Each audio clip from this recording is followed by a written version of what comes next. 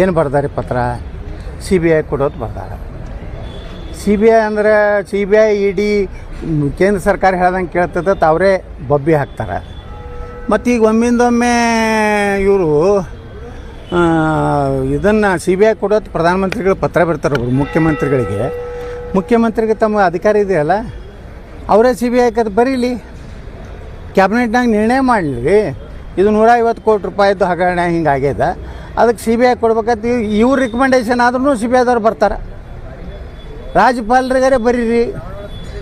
ನೀವು ಪ್ರಧಾನಮಂತ್ರಿಗಳು ಬರ್ತೀರ ಅಂದ್ರೆ ಉದ್ದೇಶ ನೀವು CBI ಕೊಡಿಸ್ಬೇಕತ್ತಿಲ್ಲ. CBI ಮ್ಯಾಗೆ ನಿಮ್ದು ವಿಶ್ವಾಸ ಇಲ್ಲ, ED ಮ್ಯಾಗೆ ವಿಶ್ವಾಸ ಇಲ್ಲ. ಕೇಂದ್ರದ ಯಾವುದೇ ತನಿಖಾ ಸಂಸ್ಥೆಗಳ ಮೇಲೆ ನೀವು ಅಪವಾದ ಮಾಡ್ತೀರಿ. ನಿಮ್ಮ ರಾಹುಲ್ ಗಾಂಧಿ ಅಪವಾದ ಮಾಡ್ತಾನೆ, ಮನೆ ಆರಿಸಿ ಬಂದಂಥ ಪ್ರಿಯಾಂಕಾ ವಾಡ್ರಾ ಅಪವಾದ ಮಾಡ್ತಾರೆ, ನಮ್ಮ ಖರ್ಗೆ ಸಾಹೇಬರು ಆಪಾದನೆ ಮಾಡ್ತಾರೆ, ಸಿದ್ದರಾಮಯ್ಯ ಆಪಾದನೆ ಮಾಡ್ತಾರೆ, ಗೃಹ ಮಂತ್ರಿ ಸಹಿತ ಆಪಾದನೆ ಮಾಡ್ತಾರೆ. ಮತ್ತು ನೀವು CBI ಅಂದ್ರೆ CBI ವಿಶ್ವಾಸ ರಹಿತ ಅಂದಂಗೆ ಆಯ್ತಲ್ಲ. ಹಿಡಿದು CBIನ BJP ಕೈಗೊಂಬೈತಿದ್ರಿ ಅಂದ್ರೆ ಇವ್ರಿಗೆ 150 ಕೋಟಿದು ಏನು ದಾಖಲೆ ಅದಾವು CBI ಕೊಡಲಿ, ತನಿಖೆ ಮಾಡಿ. ನಾವೇನು ಬ್ಯಾಡ ಅನ್ನೋದಲ್ಲ.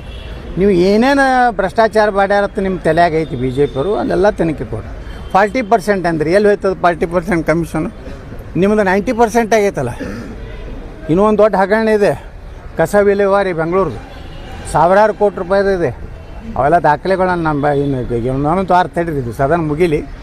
ಆ ದೊಡ್ಡ ಹಗರಣ ಇದೆ, ಅದೊಂದು 30,000 ಕೋಟಿ ರೂಪಾಯಿ ಹಗರಣ ಇದೆ.